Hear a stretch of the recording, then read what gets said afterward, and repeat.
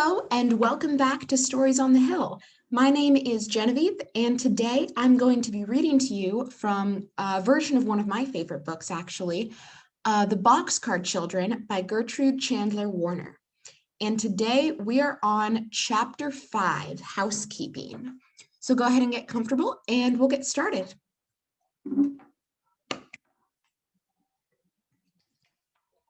All right. Housekeeping. The next morning, Jess was up before the others, as was fitting for a little housekeeper. That is, she was first if we accept the dog, who had opened one eye instantly every time his little mistress stirred in her sleep. He sat watching gravely in the door of the car as Jess descended to get breakfast. She walked from the little waterfall quite a distance down the brook, looking at it with critical eyes. "This will be the well," she said to herself, regarding a small but deep and quiet basin just below the falls. Below that, she found a larger basin, lined with gravel with flat stones surrounding it. "This will be the wash tub," she decided, "and now I must go back to the refrigerator."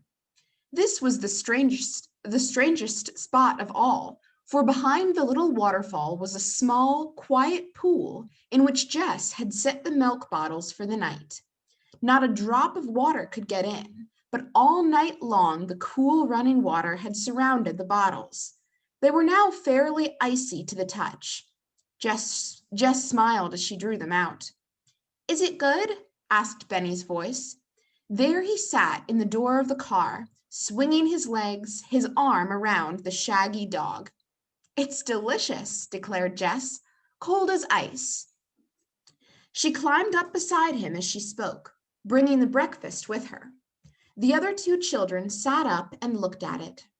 "Today, Jess," began Henry, "I will go back to town and try to get a job mowing lawns or something. Then we can afford to have something besides milk for breakfast."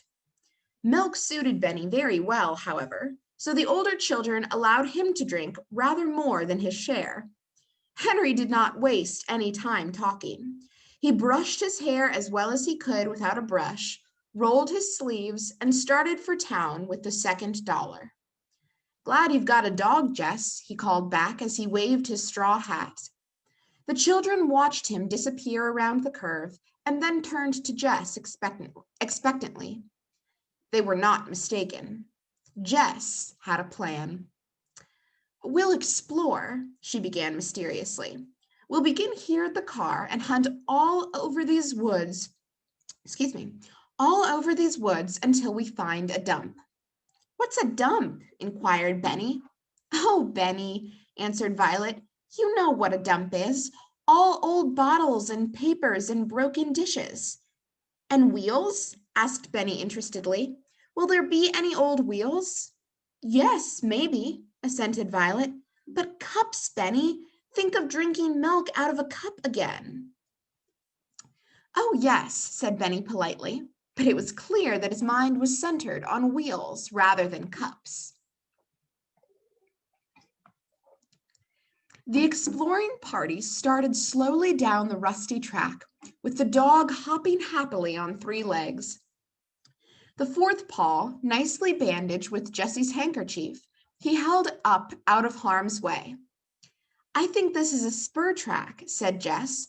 "They built it in here so they could load wood on the cars, and then when they had cut all the wood they needed, they didn't need the track anymore."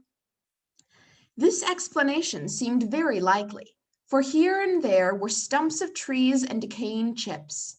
Violet took note of these chips and remembered them some days later. In fact, both girls kept their eyes open and pointed out things of interest to each other. "Remember these logs, Violet, if we should ever need any," said Jess, pointing. "Blackberry blossoms," returned Violet briefly, turning one over gently with her foot.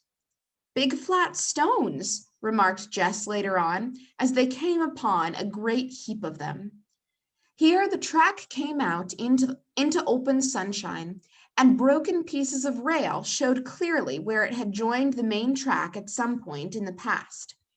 And here, from the top of the wooded hill, the children could plainly see the city in the valley. They walked along the track, picking out a church steeple here and there, forgetting for a moment the object of their search. "There's a wheel," Benny cried triumphantly from behind. The girls looked down, and with a glad cry of surprise, Jess recognized a dump at the foot of the hill.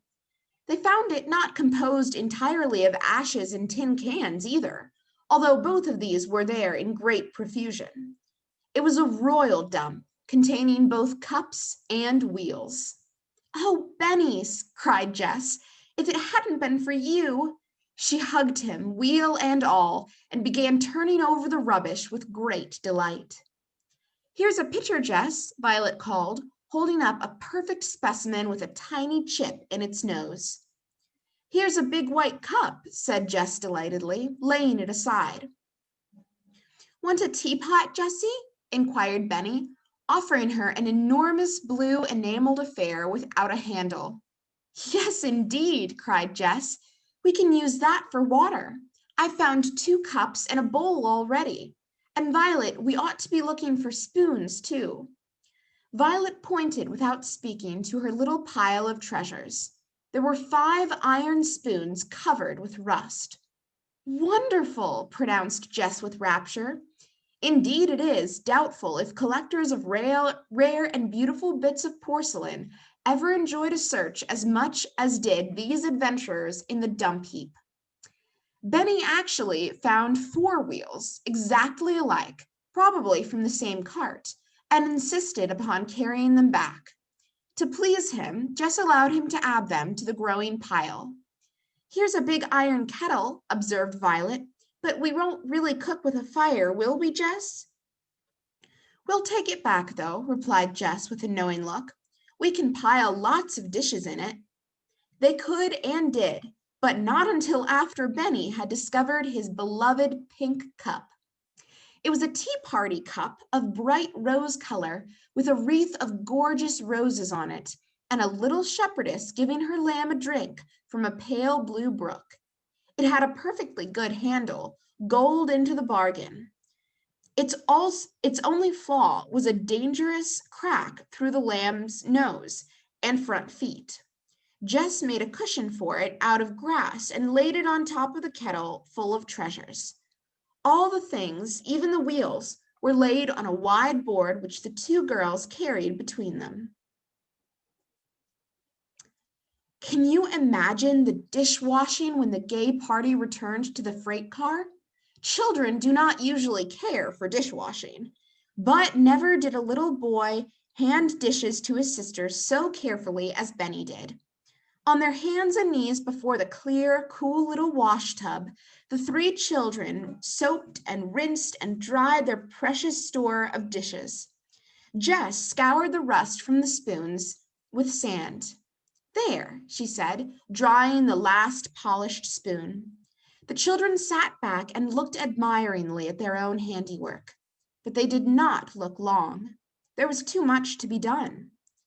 "Jess," exclaimed Violet, "I'll tell you." Violet seldom spoke so excitedly. Even Benny turned around and looked at her. "Come and see what I noticed inside the car last night." Both children followed her and peered in at the door. "See on the wall right over on the other door, Jess."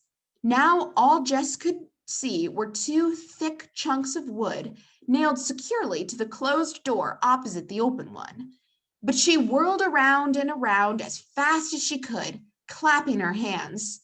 When she could get her breath, however, she skipped over to the board they had carried, dusted it nicely, and laid it carefully across the 2 wooden projections.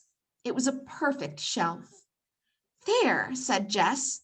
The children could hardly wait to arrange the shining new dishes on the shelf. Violet quietly gathered some feathery white flowers, a daisy or 2, and some maidenhair ferns, which she arranged in a glass vase filled with water from the well. This she put in the middle, with the broken edge hidden. "There," said Jess. "You said 'there' 3 times, Jessie," remarked Betty contentedly. "So I did," replied Jessie, laughing, "but I'm going to say it again." She pointed and said, There, Henry was coming up the path. And that is the end of chapter 5 of the Boxcar Children. Excuse me. I hope you enjoyed that and have a great day. Bye.